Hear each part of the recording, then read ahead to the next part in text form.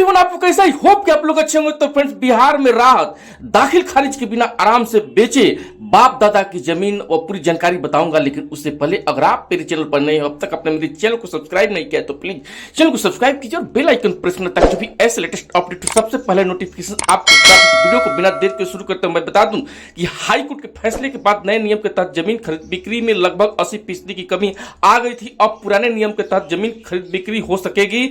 मैं बता दूं आपको कि बिहार में जमीन खरीद बिक्री के मामले में लोगों को राहत मिली है। जमीन खरीद बिक्री में जमाबंदी की अनिवार्यता पर फिलहाल सुप्रीम कोर्ट की ओर से रोक लगा दी गई है। इससे एक तरफ आम लोग खुश हैं तो दूसरी ओर कातिब संघ भी खुश है। यानी कि अब पुराने नियम के तहत बिहार में जमीन की खरीद बिक्री हो सकेगी। वंशावली के आधार पर बाप दादा के नाम वाली जमीन बेची जा सकेगी। मैं बता दूं कि नए नियम से जमीन की खरीद बिक्री में आ गई थी 80% तक की कमी। मैं बता दूं कि इस मामले में आपको 15 मई को के बात करते हुए बता दूं कि बिहार कातिब संघ के पूर्व सचिव सुधीर कुमार ने कहा कि सुप्रीम कोर्ट को ये फिलहाल पहल जो है हम लोगों के लिए बड़ी राहत है। सरकार को भी इससे राहत मिलेगी। हाई कोर्ट के फैसले के बाद नए नियम के तहत जमीन खरीद बिक्री की लगभग 80% में कमी आ गई है। साथ ही हम लोगों को भी भूखमरी के कगार पर आ गए थे। सरकार का रेवेन्यू भी बढ़ेगा।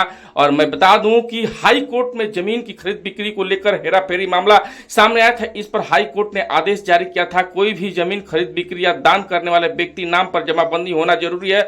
अगर उसके नाम पर जमाबंदी नहीं होती है तो वह जमीन बिक्री या दान नहीं कर सकता है। इसके बाद बिहार में जमीन खरीद बिक्री में काफी कमी आ गई। सितंबर 2024 में की जाएगी इसकी सुनवाई। इस फैसले के बाद कातिब संघ के सरकार के मुलाकात की, लेकिन मामला हाईकोर्ट का था। इस पर इसके खिलाफ याचिकाकर्ता असमीउल्लाह ने सुप्रीम कोर्ट में याचिका दायर करते हुए इस पर सुनवाई करते हुए न्यायमूर्ति पीएस नरसिम्हा और न्यायमूर्ति अरविंद कुमार खंडपीठ के राहत भरा निर्देश दिया गया। हालांकि अभी सुप्रीम कोर्ट की ओर से नए नियम पर रोक लगाई गई है। पूरी सुनवाई सितंबर 2024 में की जाएगी। मैं बता दूं कि याचिकाकर्ता की ओर से वरिष्ठ अधिवक्ता मनन कुमार मिश्रा, अधिवक्ता अंजुल त्रिवेदी ने सुप्रीम कोर्ट को यह बताया कि बिहार सरकार को 10 अक्टूबर 2019 के बिहार नियमावली के 19 में जो संशोधन कर नया नियम जोड़ दिया गया था, इसके तहत खरीद बिक्री के और दान तभी हो सकेगा जब जमीन बेचने वाले दान देने वाले के नाम से जमाबंदी होल्डिंग कायम हो। कातिब मैं बता दूं कि हाईकोर्ट का फैसला कुछ हद तक ठीक था। अगर बिहार के सभी अंचलाधिकारी काम सही तरीके से हो तो कोई समस्या नहीं हो सकती है। 21 दिनों में दाखिल खारिज हो सकते हैं। लेकिन बिहार के लगभग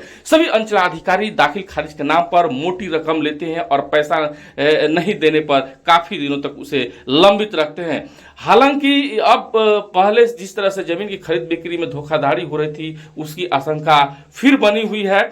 तो मैं बता दूं कि बिहार सरकार की तरफ से जो कि अब जमीन को लेकर जो नई नियम लाई गई है, वो काफी हद तक समाज के लिए, जो समाज में आपराधिक घटनाएं घटती थी, उस पर काफी हद तक अंकुश लग सकता था। लेकिन ये अब देखना ये है कि 2024 में सितंबर तक जो है सुप्रीम कोर्ट क्या नए आदेश जारी करती है। तो ये जानकारी कैसा लगा कमेंट करके जरूर बताइए।